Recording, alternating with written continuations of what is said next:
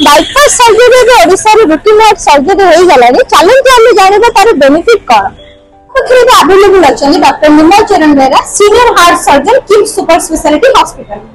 Sir bypass surgery सुनले मन रे भय सृष्टि हुए ताहले ए ऑपरेशन केते निरापद एवं तार बेनिफिट कोन अछि? बाइपास ऑपरेशन पई कोनसी भय करवाला कोनसी आवश्यकता नहीं। This is a safe operation.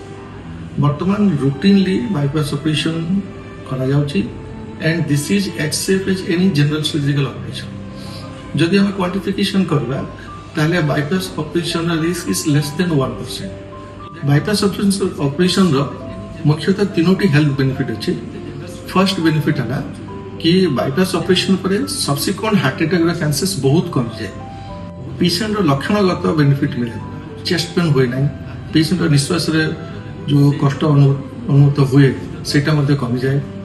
Second benefit होची जेहेतु बाइपास ऑपरेशन नुआ रक्तनली लगा जाए सेति पई बाइपास ऑपरेशन पर हार्ट फंक्शन के प्रिजर्व हेकि। और थर्ड बेनिफिट होची पेशेंट को गोटे सर्वाइवल बेनिफिट मिले।